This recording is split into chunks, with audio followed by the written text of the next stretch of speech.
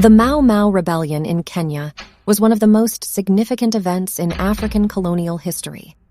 The period between 1952 to 1960 saw a brutal insurgency that was waged between the Mau Mau guerrilla fighters and the British colonial authorities, leaving thousands dead and many more displaced.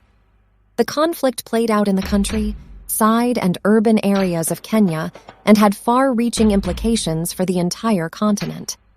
Here is the story of the Mau Mau Rebellion in Kenya and its legacy in East Africa.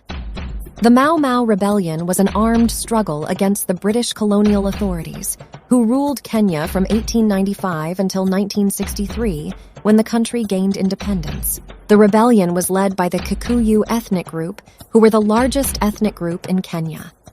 They were unhappy with British rule, which had been detrimental to their livelihoods, and they fought for their land rights and independence.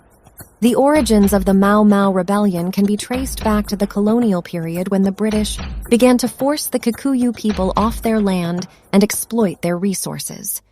The Kikuyu land was being taken away by white settlers, and they were forced to work as low-wage laborers on the white-owned farms. The Mau Mau Rebellion was a response to this injustice, and it was one of the earliest and most violent African uprisings against European colonialism. The rebellion began in 1952 with a series of attacks on white settlers and African collaborators.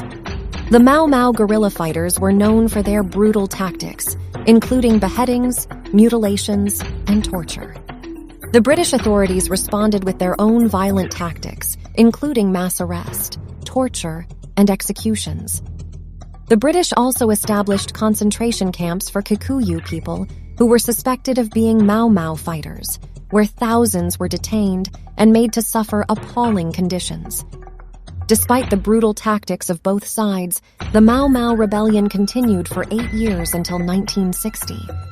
By then, thousands had died, including hundreds of civilians caught in the crossfire. The rebellion finally ended when the British enacted a policy of strategic pacification, which involved addressing the underlying issues of land, politics, and national identity. The British also used modern military tactics, including air support, to defeat the Mau Mau fighters. The Mau Mau Rebellion had a significant legacy in East Africa.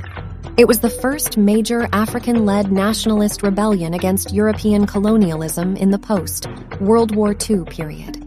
The rebellion inspired other African countries to fight for their independence and had a profound influence on the spirit of African nationalism. The Mau Mau movement mobilized a new generation of African leaders, including Jomo Kenyatta, who would later become the first president of Kenya. The Mau Mau Rebellion also brought attention to the important issue of land reform in Africa.